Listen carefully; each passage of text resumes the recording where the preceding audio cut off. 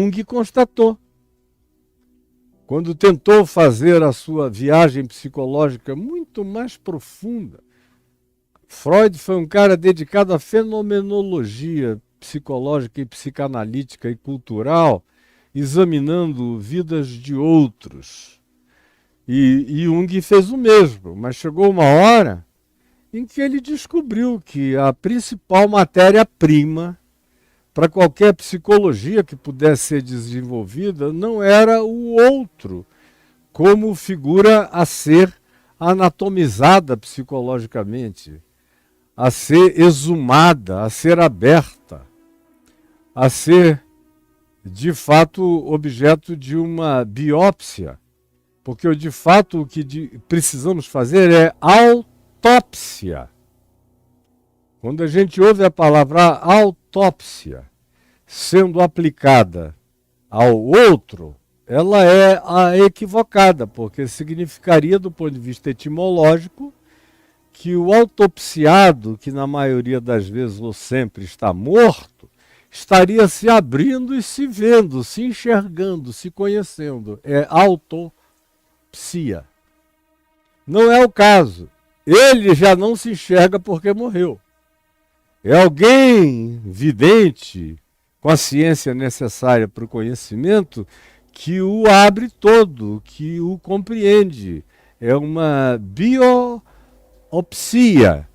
Ela é um conhecimento da estrutura de vida orgânica e anatômica daquele indivíduo, para se concluir do que ele morreu, ou de como ele estava, enfim, todas as coisas que incluem um pacotão de uma biópsia.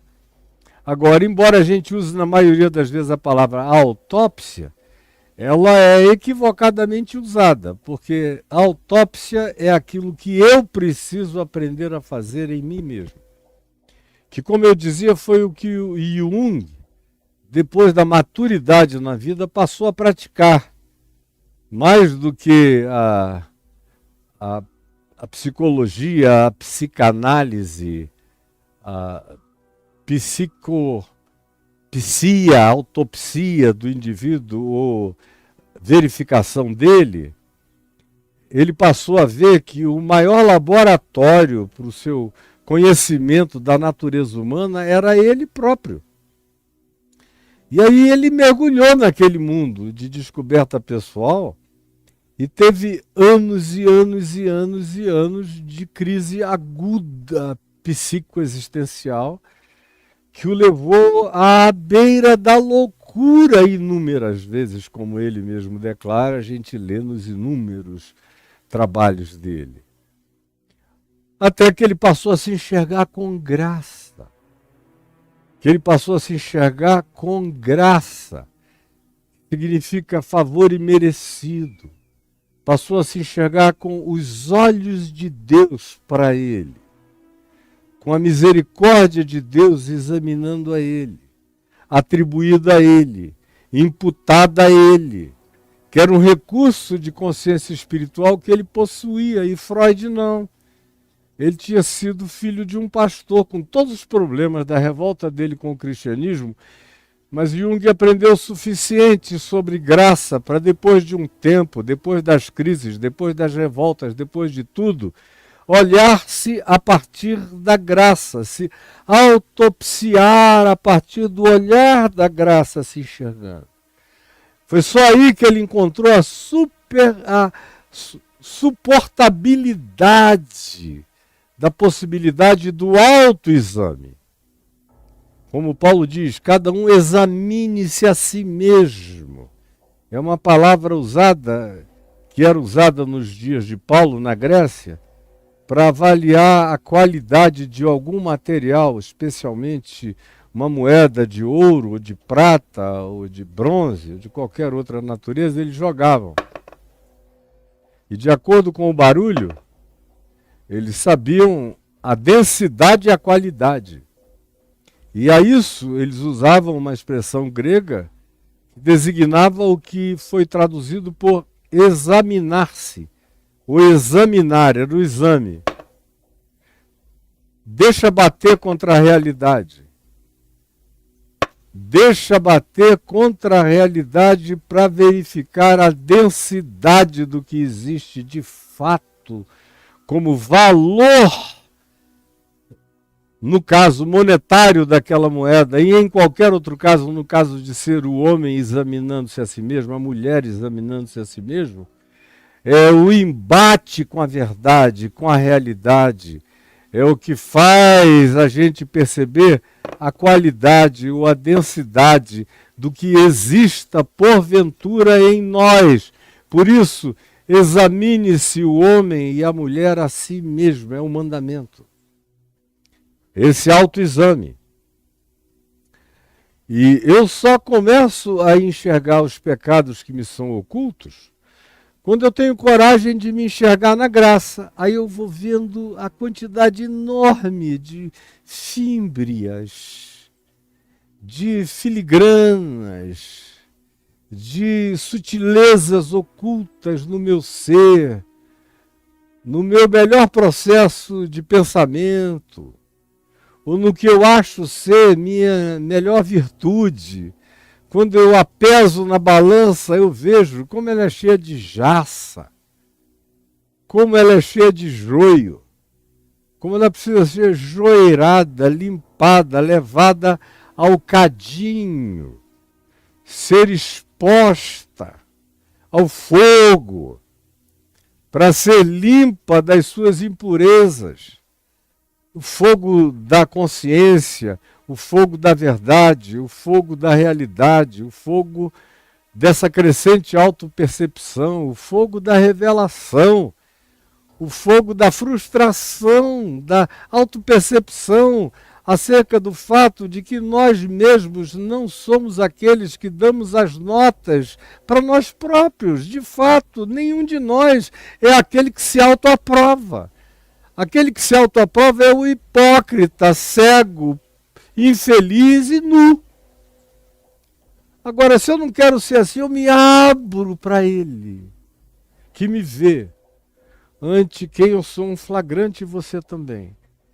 Então, eu vou encontrando as minhas sombras, os meus ocultamentos, os meus esconderijos, vou descobrindo a montanha dos meus juízos, dos meus preconceitos guardados aqui dentro de mim, dissimuladamente ocultos com as máscaras da minha piedade, ou da minha civilidade, ou do que quer que eu eleja para ser o tapume, ou mascaramento, a fantasia da minha apresentação, da minha, primeiro, inicialmente, autoapresentação. E quando eu me acho bonito, narcisisticamente falando, é a apresentação que eu ofereço aos outros, aos demais, para sedução. Isso, os melhores de nós fazemos assim sem perceber. Que no mais e no melhor do nosso desenvolvimento, ainda assim, nós estamos cheios de cuneiformes fecais, psíquicos, espirituais, que a nossa água é poluída, por mais limpa que a gente tenha procurado deixá-la, todos nós. Por isso, nenhum de nós deve se oferecer para julgar a quem quer que seja. Nenhum de nós. Você saia fora dessa enquanto é dia. É uma tolice, é uma loucura. Porque o critério que você usa para medir o outro vai ser usado para medir você. E não vai ser legal. Jesus garante que não vai ser bom para nenhum de nós isso aí. Aí ele diz, olha, além do que, é ilógico. Por que que tu vês um cisquinho no olho do teu irmão e não enxergas a trave? Não essa pena de ararinha nova, mas uma trave enfiada no teu olho, pateticamente, você sendo o oftalmologista do próximo. Aí eu vou limpar o cisco do olho do mundo inteiro, sem enxergar a trave fincada. Sem essa beleza aqui, que não é conforme a caricatura, o cartoon, que Jesus criou aqui é para acentuar a pateticidade de você ter uma trave no meio da cara se oferecendo para ser oftalmologista do mundo, como os religiosos, os hipócritas fazem.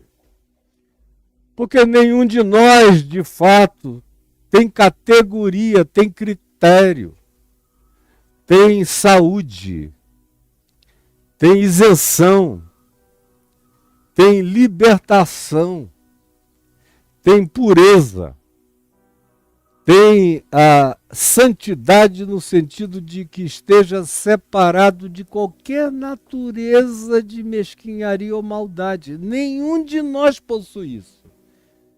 Nem aquele ser que você mais admire está revestido de maneira absoluta de coisas assim. Tudo na nossa vida é em parte. Nossa melhor virtude é parcial. Nosso melhor alcance é relativo. Nossa melhor compreensão também habita aquilo que carrega a parcialidade da observação, do entendimento, da compreensão, da limitação, da finitude. Pelo amor de Deus, eu estou dizendo uma coisa difícil demais para você entender. Esse é o argumento de Jesus, dizendo, olha, por causa disso não entre nessa. Porque isso volta para você. Você estabelece o critério à medida e nessa medida e por ela você será medido, medida, sem apelação. Não é necessário que você diga, eu não estudei o suficiente as leis de Hammurabi, as leis de Moisés, as leis dos egípcios, que tinham algumas legislações muito boas, e as leis dos índios Hopis, as leis de quem quer que seja, ou da nossa Constituição de 88, que é uma boa carta magna. Não precisa. Eu nunca li Jesus, o Novo Testamento, eu não sei nada. Nem precisa. Porque você está oferecendo um critério de julgamento para a sua própria vida todo dia, toda hora, o tempo todo e toda vez que você julga alguém.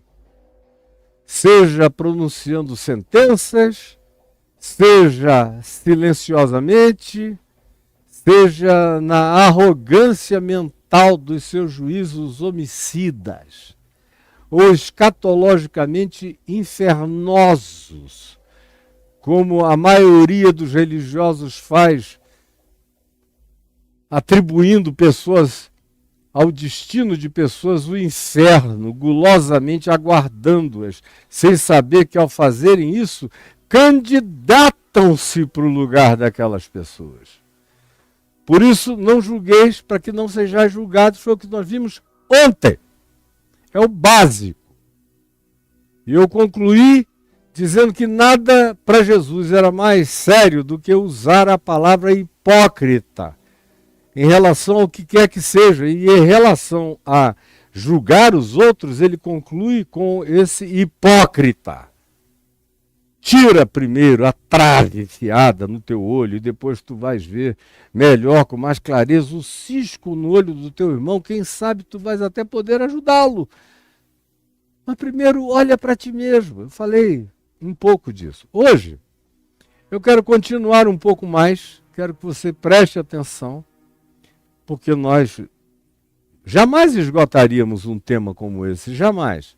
Eu vou ter que uma hora parar aqui, por razões de brevidade mesmo, e porque não é a proposta dessas exposições de Mateus entrarmos em nada extremamente acurado, aprofundado e cheio de minuciosidades. Isso aí seria um projeto de natureza acadêmica. O meu aqui é absolutamente existencial. Você vê que eu não tenho um papel anotado, não tenho nada, está saindo aqui na hora da minha mente, do meu coração. E uma das coisas, continuando esse tema, que mais foram me impressionando a mim mesmo no curso da minha vida, acerca dos meus juízos, porque, como eu disse ontem, eu cresci no meio de um mundo muito diferente do mundo da maioria dos religiosos cristãos, ou de religiosos de qualquer natureza.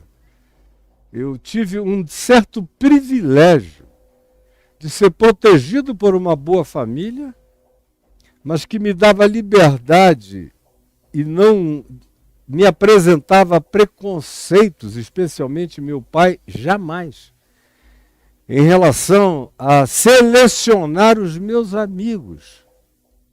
Minha avó materna, crente, era uma montanha de preconceitos ambulantes. A minha avó católica, diferentemente dessa avó que eu estou mencionando, que era presbiteriana, eu todo dia quase tinha que ouvir aquela heresia da minha avó presbiteriana dizendo que a minha avó católica ia para o inferno, só porque era católica, a bichinha. E porque todo dia às 6 da tarde ela ia até o oratório dela para fazer as preces dela. E como ela tinha sido uma mulher apaixonada pelo meu avô, João Fábio, o que ela fazia? Ela também orava em sufrágio da alma do meu avô. E a avó presbiteriana dizia, ela se ajoelha na frente daquelas estátuas, acende aquela vela, vai direto para o inferno. Vai direto para o inferno. Calma, Caio. Vai direto para o inferno. Vai direto para o inferno. Eu ouvi aquilo. E era um horror, eu tinha vergonha dela. Eu morria de vergonha dela. E, por outro lado, para o meu pai não existia nada disso. A bênção de que ele era humano e um agnóstico, que não defendia doutrina religiosa de nenhuma natureza, mas sim o melhor do que fosse humano, era o que ele propunha na vida, me deixava ter toda sorte de amigos, os amigos encerotados, os amigos desdentados, os amigos cheirosinhos, os amigos bem vestidos, os amigos riquinhos, tanto quanto aqueles que viviam à beira da cacimba, dos igarapés, nas baixadas de Manaus, que eram equivalentes às favelas nas montanhas do Rio. E eu tinha muito mais amizade nas baixadas, na favela ao contrário de Manaus na minha infância, do que entre os riquinhos, que eram para mim meio pernósticos, cansativos. E foram esses meus amigos de fora que tiraram de dentro de mim uma quantidade enorme de preconceitos, porque eu aprendi a gostar deles, feios, sujos, desdentados, mal lavados, vestindo às vezes a mesma roupa 2 semanas. A camisa do cara já cheirava de longe. Eu fui me acostumando a sentir aquela nhaca de suor. Eu toda hora pegava roupas minhas, camisas minhas, coisas assim, e dava para eles. Cara, você está com a mesma roupa já há muito tempo, deixa eu te dar uma camisa minha aqui, usa. Ah, não preciso não. A maioria deles nem queria nada meu, porque eu era o riquinho do grupo, mas que não me tratava assim, não tratava os outros desse modo, nem como pobres, nem os ricos como ricos, todo mundo do mesmo modo. Então foi um grande privilégio. Logo depois, na puberdade, eu já fui ficando amigo de um monte de gente de cabeça diferente. Por exemplo, o Ricardo Boechat e a família dele eram um mundo densamente politizado, ao qual eu fui exposto a partir de 12 anos, ouvindo todos os papos do pai dele, e toda aquela raiva do golpe militar de 64 que eu também tinha, mas ali era de uma intensidade e de um senso crítico enorme. A bola que a gente jogava ali tinha um monte de protagonistas que eram também pessoas que vinham da classe média alta ou alta, cheios de reflexões a respeito do tema. E o futebol me abriu portas para todo lado, em todos os mundos sociais e econômicos, para baixo e para cima. Depois veio a adolescência. e aquela amizade. Eu achava os hippies de Manaus, quando eu voltei para Manaus na adolescência, achava todos muito, muito interessantes. No Rio tinha muito pouco hippie, de verdade, como eu encontrei em Manaus, gente do mundo inteiro, que ia para lá atrás de ayahuasca, cogumelo, alucinógenos das florestas, coisas dessa natureza, cultura indígena e outras realidades, e, sobretudo, a busca de alteradores de consciência natural. E os papos dos caras, que tiraram de mim trilhões de preconceitos. Você vai convivendo e vai vendo que o sujeito é humano. Ele tem mãe, ele tem pai, ele tem marcas, ele tem cicatrizes, ele é gente. Ele sente, ele sofre, tem história atrás dele. De vez em quando eu queria saber por que um cara que já tinha se formado em arquitetura, com 24 anos, e eu tinha 15, 14 para 15, eu perguntava por quê que você já formado em arquitetura, filho de uma família de classe média, saiu lá do sul do Brasil e se entregou a essa jornada de perambulante ermitão. Hoje em dia eu diria um hebreu andante. Por quê? E aí eu ouvia as histórias. E era filho de pessoas que eram filhas também de generais, de militares, de pessoas graduadas em níveis diferentes, gente que tinha rompido, feito rupturas radicais. Foram milhares de histórias humanas às quais eu fui exposto a minha vida inteira, que foram despreconceitualizando a minha mente. Aí quando eu me converti, o primeiro choque foi que os crentes quiseram logo formatar minha mente e fazer de mim mais um bonequinho de chumbo da religião que pensasse conforme as categorias das mentes deles. E essa foi a coisa que mais me fez mal. Quando meu pai me perguntou, o que vai ser mais difícil para você, meu filho? As drogas, as mulheres? Eu falei, mulher, droga, nem pensar, nem conte com as drogas, porque eu tiro de letra, batido, como tirei, elas nunca tiveram essa importância visceral para mim. Eu era um usuário dioturno, mas muito mais por causa das minhas buscas existenciais, muito mais como anestésico existencial, mas não como uma necessidade fissurada em mim. Então a conversão tirou aquilo de vez, com uma facilidade enorme. As mulheres, eu lutei no meu coração, mas não tive quedas. E a oração, o jejum e a absorção do Evangelho, logo foram elevando o meu patamar de autonomia, de voo em relação àquela temática particular da eroticidade, da sensualidade, da minha afeição exacerbada pelo sexo feminino em todas as direções. Não me foi um problema. O problema que eu disse para o meu pai, logo alguns dias depois, eu digo, pai, o problema serão os crentes. É conviver com essa cabecinha dos crentes é que vai me matar. Não porque eu não quero obedecer o Evangelho para mim já está dentro de mim. Digo que dou razão a Deus e é verdade. À medida em que eu for entendendo, eu vou abraçando. Eu já entendi que a palavra de Deus só se torna verdade se for praticada. Que o Evangelho só será uma boa nova em mim, para mim e de mim para os outros, se for praticada em mim e por mim. E se eu me tornar um exemplo, mais do que um orador dessa palavra, um exemplo da encarnação dela. Mas o difícil é o convívio com os religiosos, é horror. E por isso eu não queria nada, eu não queria ser ordenado pastor, eu não queria nada, eu só queria servir a Jesus. Fazer parte de uma comunidade de fé, mas pregando de fora para dentro. Logo eu fui para a televisão, logo eu estava no rádio, logo eu tinha artigos nos jornais para todo lado, era objeto de matérias variadas da mídia, não porque eu tivesse me vendido, me oferecido, ou procurado, ou batido em portas. As coisas vieram a mim como sempre vieram no curso da minha vida.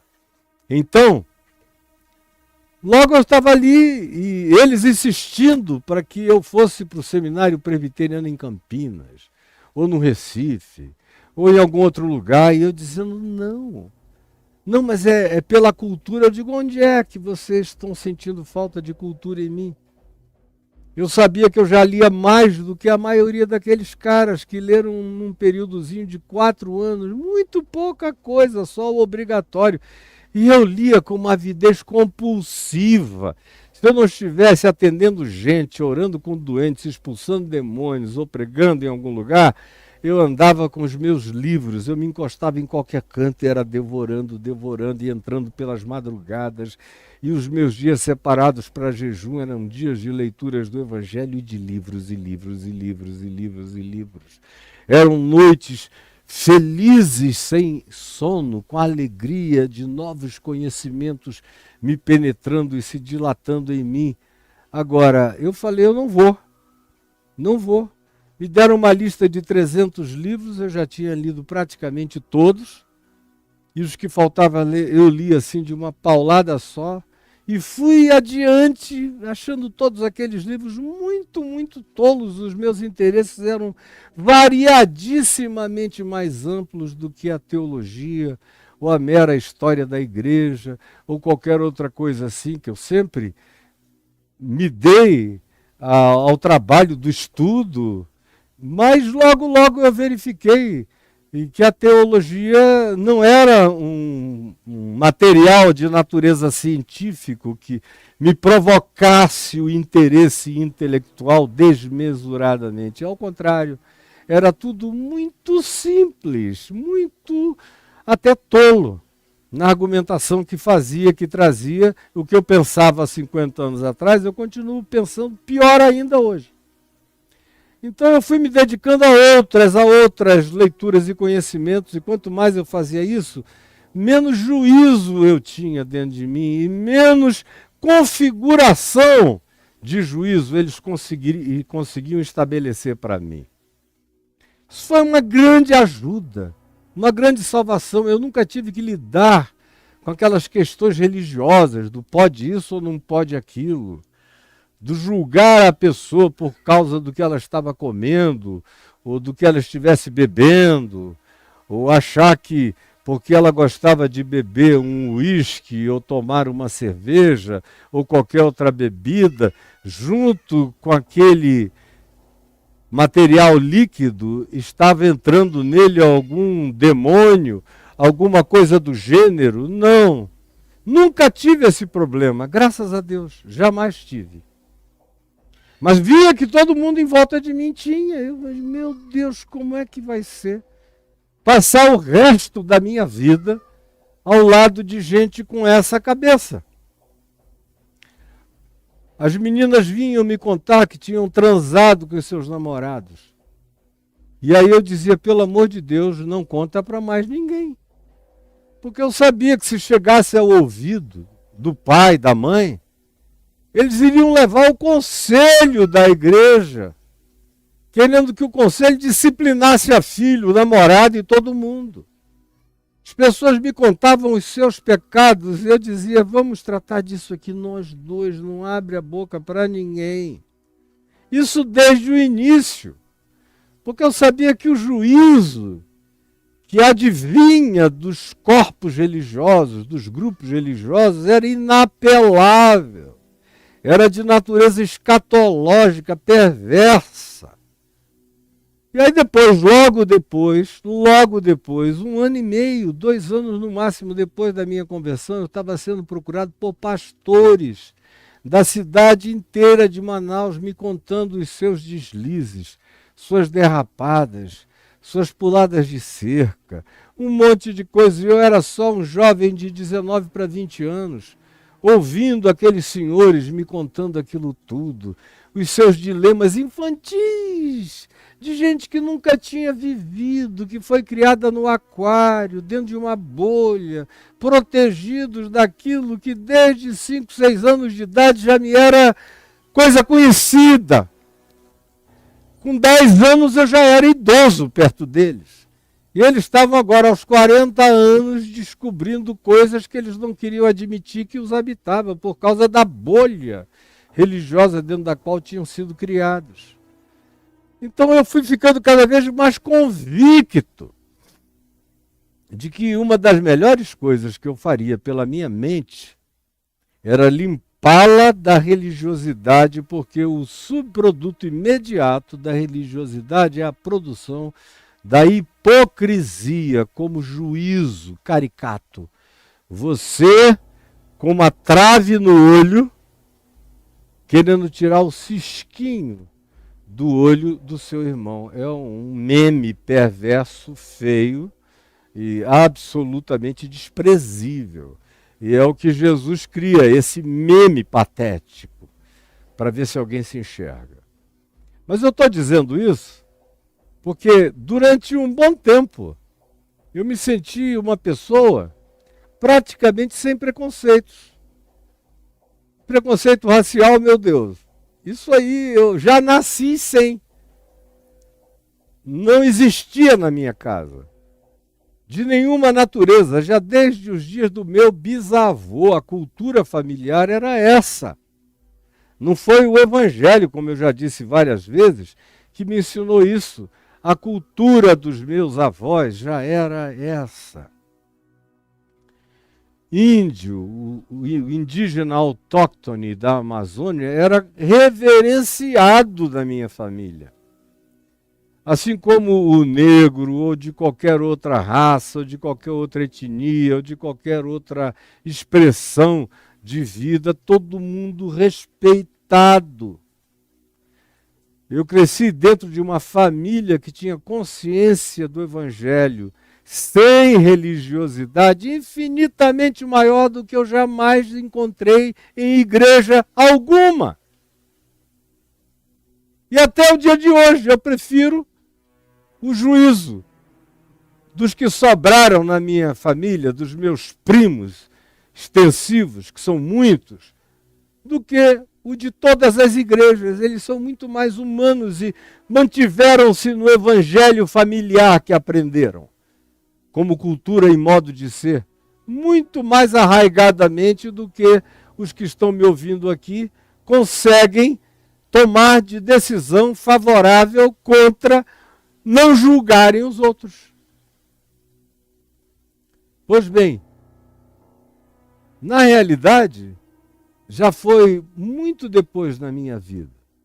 Aí por volta de 94, 95, eu já era presidente da Associação Evangélica Brasileira desde o início dos anos 90, desde 91, e que vendo tanto gangsterianismo, tanta bandidagem de liderança pastoral, tanto roubo, até sequestros, até ameaças de morte para todo lado, e morte, efetivamente.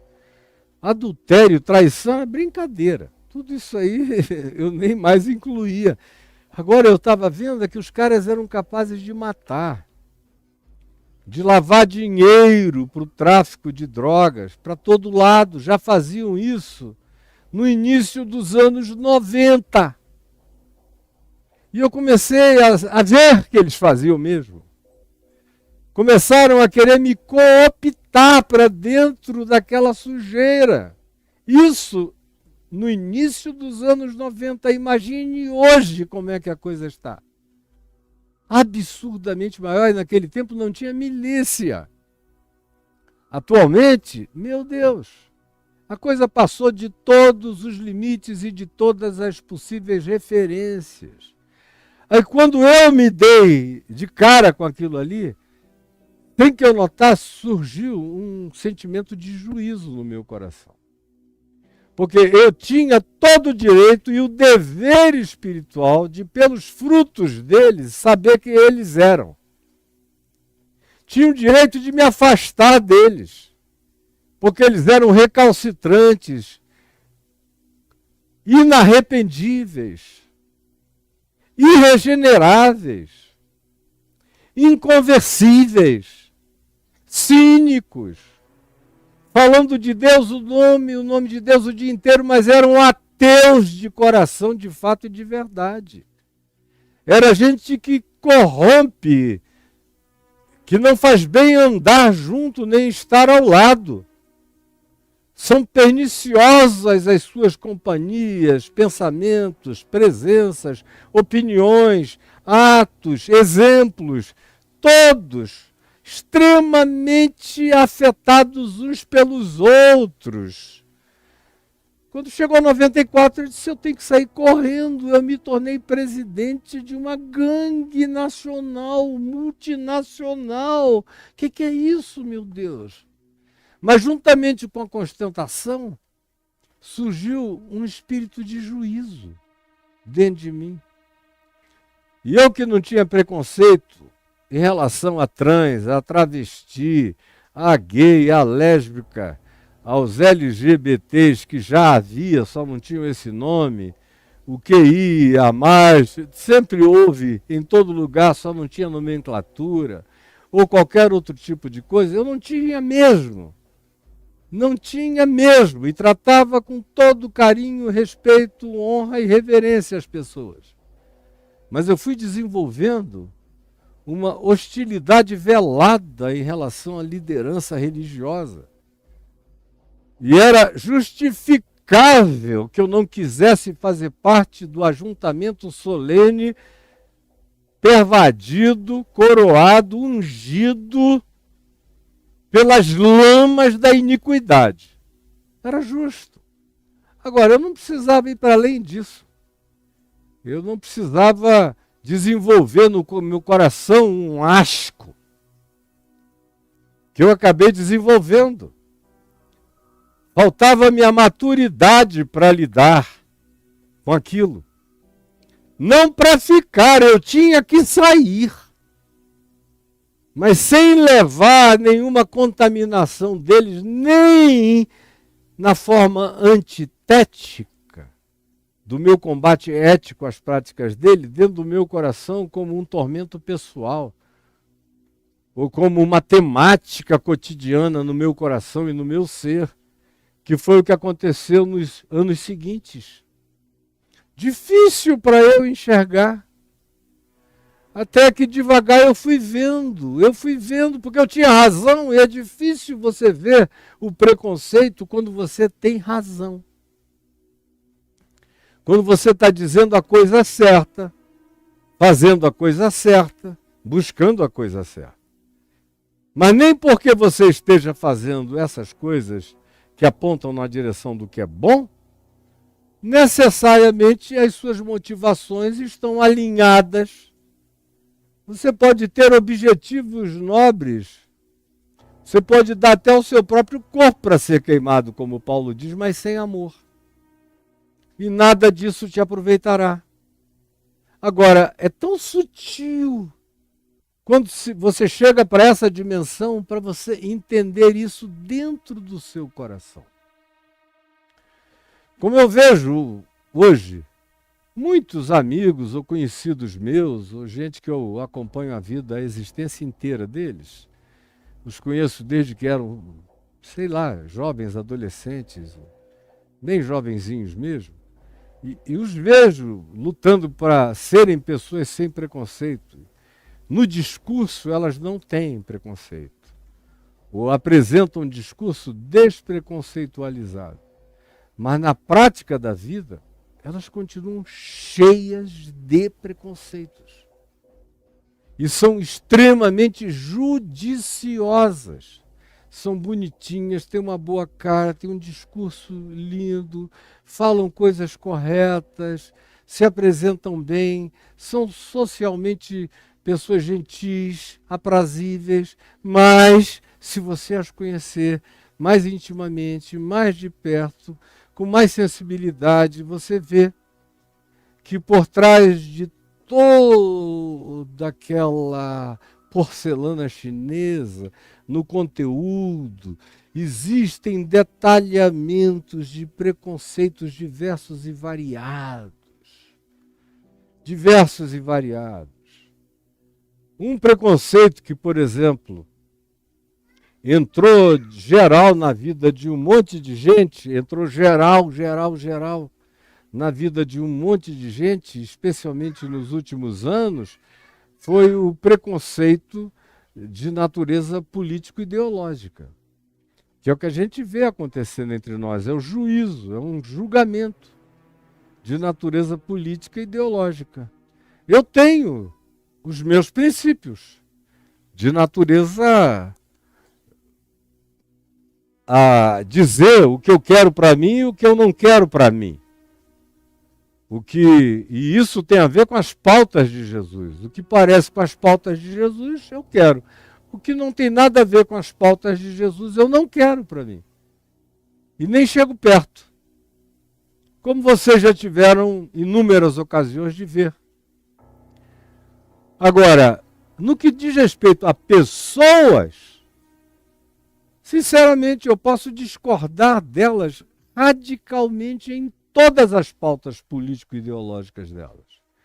Mas quando elas me procuram, e eu sou muito procurado por pessoas que vocês nem sonham que me procurariam. De extremadas em relação às posições que você pode encontrar na minha vida. E elas vêm falar comigo na sua angústia, nas suas frustrações, nos seus medos, nas suas doenças, nas suas perdas, nos seus lutos, porque elas sabem que, conquanto eu pense totalmente diferente delas, eu não vou manifestar nenhum preconceito contra a pessoa delas e não vou botar a mão de Deus pesando na cabeça de nenhuma delas e não vou designar nenhuma delas para nenhum tipo de juízo ou inferno. Agora, quanto a mim, me deu trabalho perceber que eu que estava livre de tanta coisa, tinha ficado tomado por esse preconceito do elemento reativo religioso contra toda a estupidez e a maldade da religião. Quando eu comecei a enxergar isso dentro de mim, eu falei, eu continuarei a denunciar como um profeta do Evangelho faria, como Jesus fez, mas isso vai ter a hora e vai ter a sua demanda dentro de mim. Antes da hora e antes da demanda pessoal se estabelecer como uma convicção de Deus no meu coração, eu não vou abrir a minha boca mais. E é o que eu tenho buscado fazer.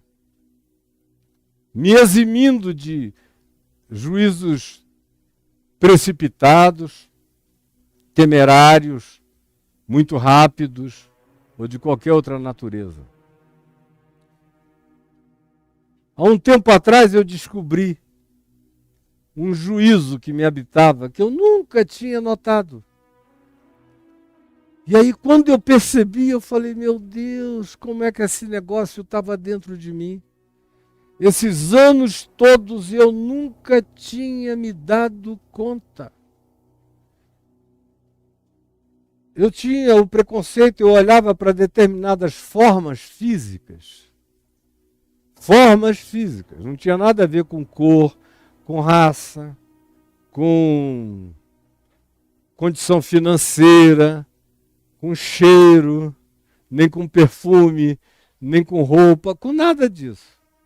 Mas certas formas, certos avolumamentos, certas conformações estéticas humanas, e de algum lugar isso me veio que dali só podia vir alguma coisa meio burra.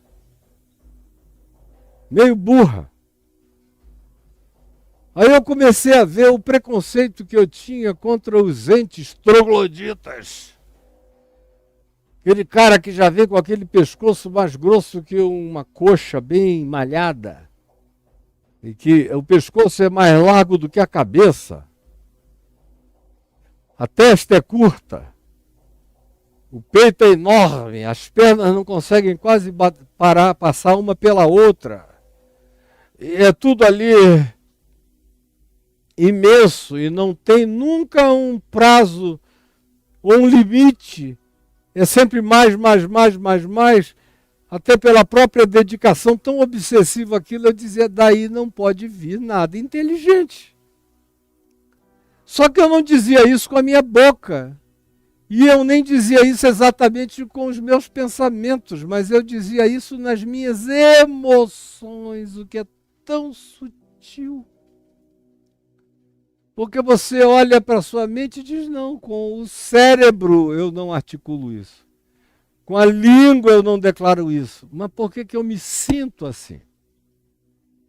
É uma dimensão de preconceito que eu tive que constatar em mim, para tirar de mim, para limpar de mim, para purgar em mim. E todo dia eu olho em volta e vejo. E como, graças a Deus, eu já cresci enormemente em relação a essas coisas que antes eu não enxergava.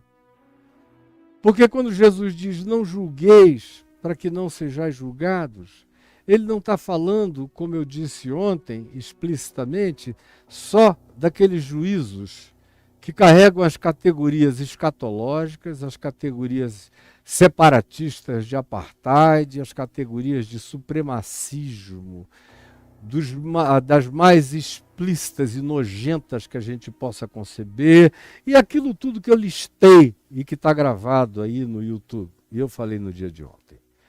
Hoje eu estou falando das filigranas, em relação às quais esse mandamento incide também. Esse mandamento incide também. Tome cuidado, porque a gente é habitado por uma quantidade enorme de coisas feias. Por isso é que Jesus falou, e tem gente que mergulhou num profundo humanismo antropocêntrico, o que é uma coisa narcisística e tola. Quanto mais a gente conhece as dimensões cósmico-universais, transcósmicas, transversicas, transdimensionais e tudo isso, menos antropocêntricos nós deveríamos nos tornar. É feio ser antropocêntrico, é nojento até a gente pensar que tudo existe apenas por causa de nós, sem sabermos e vermos que a humanidade passou, a maior parte da humanidade, bilhões de seres humanos que nos precederam no espaço-tempo e no curso das civilizações da história humana, desde tempos primérvos e pré-diluvianos, passaram por aqui sem conhecerem peixes que eu conheço hoje em dia, por causa do National Geographic, por causa da Discovery, por causa das pesquisas científicas, por causa dos documentários e das novas tecnologias. E aí eu digo, poxa, isso está aí há bilhões de anos sem ninguém saber, por causa de Deus. O meu antropocentrismo foi enfiado em algum buraco escuso, cujo nome não precisa ser mencionado. Não precisa ser mencionado. Mas tudo que eu não tenho mais na minha vida é qualquer forma de antropocentrismo, porque isso não passa de um perverso narcisismo e de uma falta de autopercepção brutal, cega. Então a gente vai olhando em volta, e tanto mais quanto a vida e os olhos se dilatem, menos argumentos a gente deveria ter para justificar qualquer tipo de juízo que a gente possa fazer. Porque as coisas são infinitamente maiores, mais profundas, mais delicadas. E aí eu dizia, daqueles que por causa do seu antropocentrismo narcisístico, do seu humanismo narcisista, autocentrado, ficam escandalizados com Jesus. E eu já vi muita gente escandalizada com Jesus, quando ele disse, ora, vós que sois maus, sabeis dar boas dádivas aos vossos filhos, quanto mais o vosso Pai Celeste não dará boas coisas àqueles que lhe o pedirem. Se vocês que são maus, o melhor de vocês ainda é malzinho, cara. Mas vocês sabem tratar bem os filhos de vocês, os netos de vocês, ou aqueles em relação aos quais vocês têm afinidade ou desenvolveram algum prazer. Vocês que, sendo assim como vocês são, conseguem ainda fazer bondades. Quanto mais o Pai Celeste, que é absolutamente bom, não fará boas coisas em favor daqueles que, especialmente que tendo fé, têm a coragem e a ousadia de a Ele pedirem ao Painho, que é nosso, que não faz acepção de pessoas, que está aberto para ouvir a prece de qualquer um, em qualquer lugar da terra, sem pedir antes confissão de fé religiosa de nenhuma natureza. Porque Ele é Criador de todos, é Pai de todos e ama todos. E o que passa disso é que é heresia contra o amor de Deus. Pois bem, Jesus disse isso para nós, caímos em nós mesmos. O melhor de vocês é mau. O melhor de vocês tem esse potencial de juízo. E o melhor de vocês não tem nenhuma capacidade de julgar coisa alguma. É por isso que Jesus vetou, e a gente vai chegar aqui no capítulo 13, daqui a uns meses, Jesus vetou, Jesus proibiu que pessoas que supostamente vivam com a consciência dele, ou com a consciência do Evangelho, ou que saibam a respeito da mensagem dele, se arroguem a querer julgar o joio, aquilo e aqueles a quem ele designou como sendo joio no campo do mundo, que não são o trigo, que parecem trigo, mas não são, porque não dão fruto. E Jesus proibiu. Quando seres humanos disseram, tu queres que nós separemos o joio do trigo? Jesus disse, não, fiquem longe, porque vocês não sabem fazer a diferença. Mesmo aquilo que seja mais obviamente joio, ainda pode ser um trigo retardado, atrasado, plantado no lugar errado. Não toquem nele, porque um trigo vale mais do que um campo inteiro de joio, porque o trigo dá fruto. Então, aquilo que dá fruto tem um valor imensurável. Não toqueis. Só quem vai receber permissão do meu Pai, permissão minha, de separar o joio do trigo, ele disse, de fazer esse julgamento, de botar um para um lado, outro para o outro, são seres de uma outra natureza, com uma outra vocação, com outro olhar, de uma outra dimensão, a quem Jesus chamou para consumo semântico imediato da sua geração de anjos dos céus. Os anjos dos céus farão isso. Os seres multidimensionais, quando chegar a hora, decidir dessa hora, não serão humanos se separando uns dos outros, construindo as muralhas de separação, os fossos, não. Serão seres de outra dimensão que vão fazer essa separação sob o mandato de Cristo Jesus. Então, quanto mais você vai olhando para dentro de você mesmo, do seu coração, você vai vendo como você é tomado de bullshit mesmo, de porcaria, como a nossa alma não esgota o nosso esgoto interior totalmente, jamais, nem em coisas mínimas e pequenas, como é o caso daqui, do que a gente vê, por exemplo, nos dilemas de Paulo com os julgamentos que ele recebia. Paulo foi provavelmente o apóstolo mais julgado pela igreja de Jerusalém. Na realidade, ele deve ter sido o único mesmo julgado pelos crentes, que eram crentes de Tiago, de Pedro, de Jerusalém, que não saíram de Jerusalém, que não foram para o mundo, que ficaram na bolha, naquela caixa fechada, naquela congregação hermética, que achava que era o ó do Borogodó celestial. E quando aquele cara, que antes era perseguidor da igreja, se converte, e ao invés de ir para Jerusalém, fazer caramuru para Tiago, para Pedro, para qualquer outro que o tivesse precedido, ao contrário disso, se retira sozinho para jejuar e orar nos desertos da Arábia, e que só foi introduzido na comunidade cristã já em Antioquia pelo seu primo Barnabé,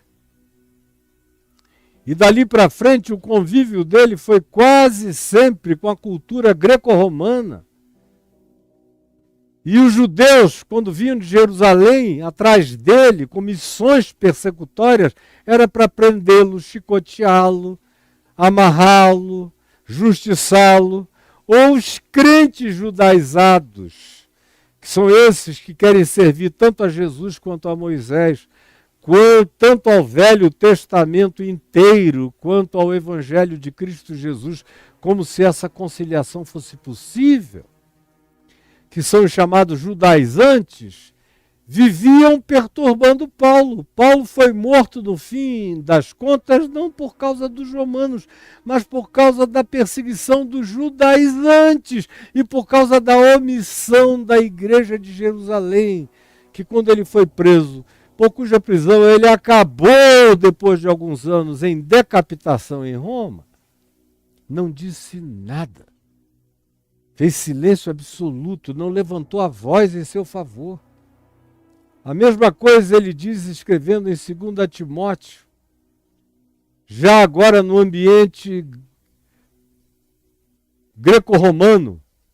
Ele diz, quando eu fui a um julgamento, a um dado julgamento, pelas mesmas causas, pelos mesmos motivos acusatórios levantados pelos judaizantes de Jerusalém, que deflagrou o processo inteiro, que, como eu já disse, culminou anos depois da morte dele, ele diz, no meu primeiro julgamento ninguém apareceu em meu favor, e a igreja estava lá, ó, calada, frouxa.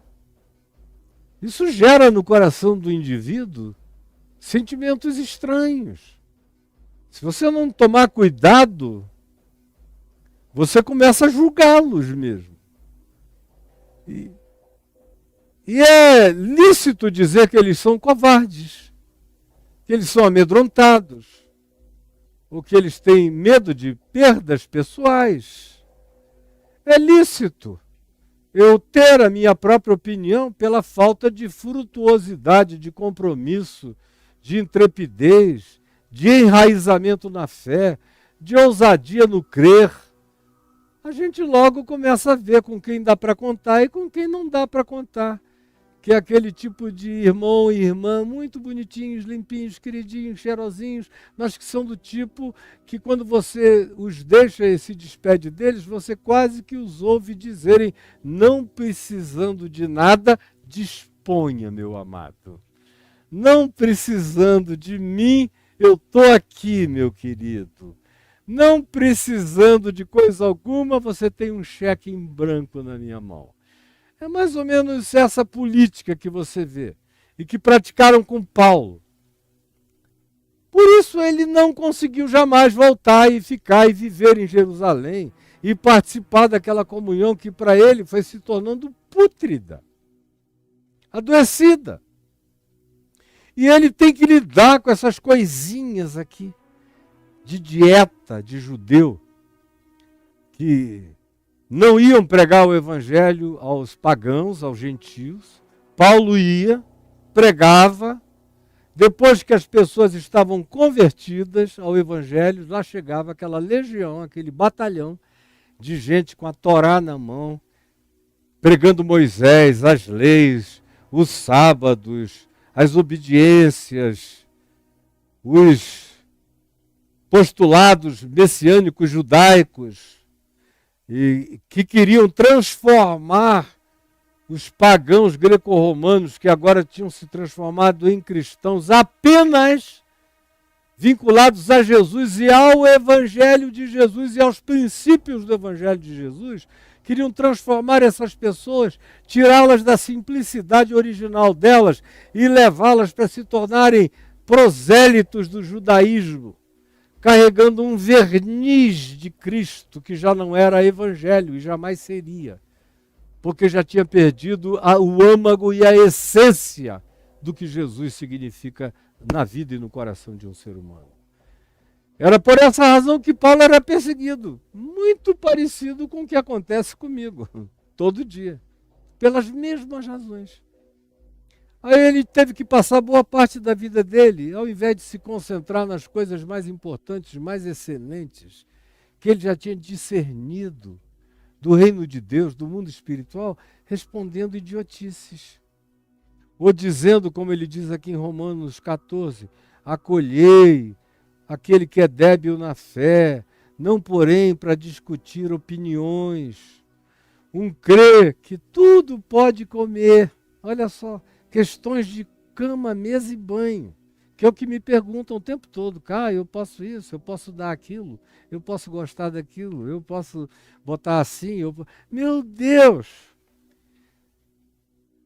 Um crê que tudo pode comer, mas o débil diz que só pode comer legumes. Se ele comer outra coisa, ele vai pecar contra Deus, porque a consciência dele ficou condicionada a esse tipo de dieta e de regime.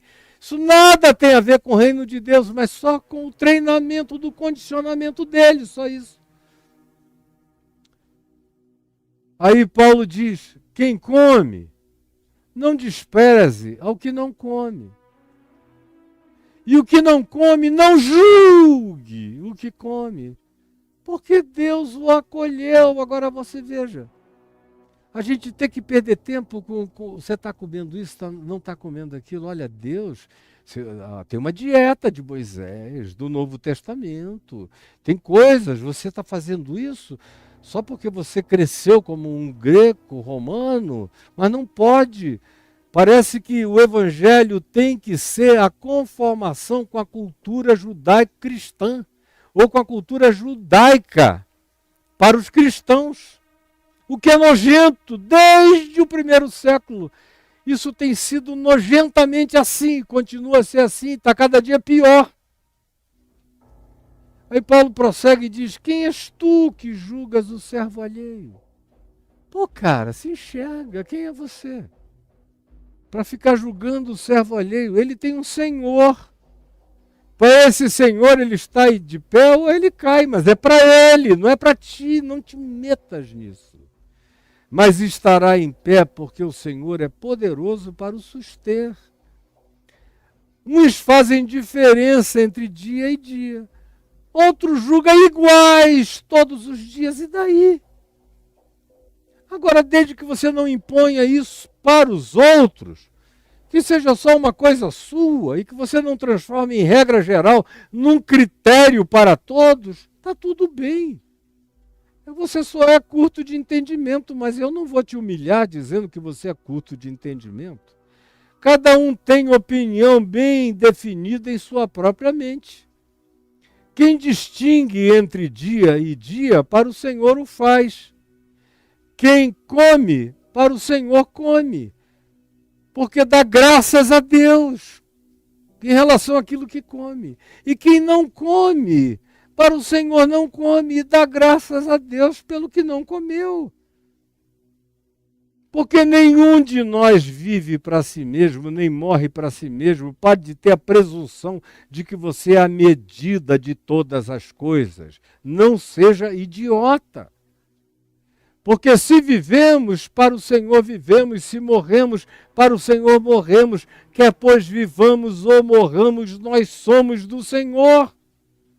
Foi precisamente para esse fim que Cristo morreu e ressuscitou, para ser Senhor tanto de mortos como de vivos. tu, porém, porque julgas o teu irmão em relação a qualquer coisa. O irmão aqui não é só o irmão de assento, de congregação, de comunidade da fé, como eu tenho dito, é qualquer outro próximo. Mas particularmente nesse ambiente aqui de Romanos, Paulo está falando com uma congregação de fé. Por que vocês, que tem uma diversidade que a gente vê aqui no capítulo 16 de Romanos, enorme.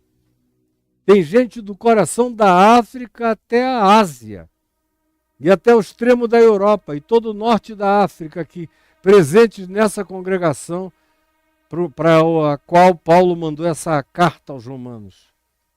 Então por que tu julgas o teu irmão? E tu, por que desprezas o teu irmão? Me responda isso. Por que tu julgas? Por que tu julgas? Ou por que tu desprezas o teu irmão? Como está escrito, por minha vida, diz o Senhor, diante de mim se dobrará todo joelho, e toda língua dará louvores a Deus. Assim, pois, cada um de nós dará contas de si mesmo a Deus. Foi o que eu disse, que Paulo falou a Timóteo. E eu disse ontem, cuida primeiro de ti mesmo. Cuida de ti mesmo, porque cada um dará conta de si mesmo diante de Deus.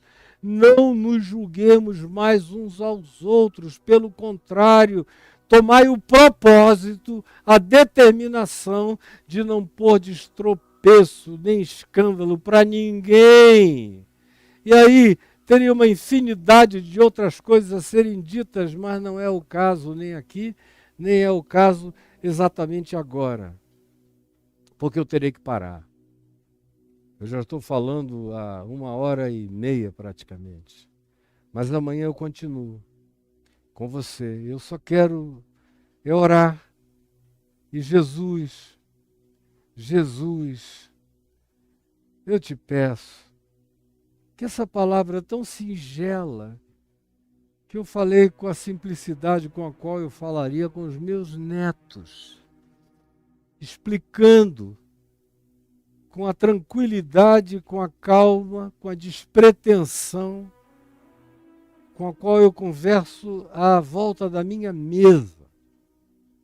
É nesse espírito que eu estou conversando com aqueles que desejem aprender o significado do Evangelho, da Boa Nova, que nos foi dada para ser vivida, para ser praticada, para ser encarnada, para ser provada.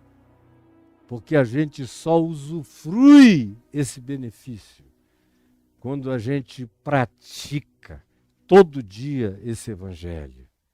Aí ele dá fruto. Aí ele produz a abundância excelente a partir da vida da gente. Por favor, permite que ninguém aqui esteja perdendo tempo ouvindo as verdades mais preciosas disponibilizadas aos humanos, jamais. E ao mesmo tempo, fazendo ouvidos mocos, oferecendo um coração empedernido e um espírito blindado, em cujo ser nada penetra. Por favor, salva-nos dos entupimentos dos nossos milhões de preconceitos.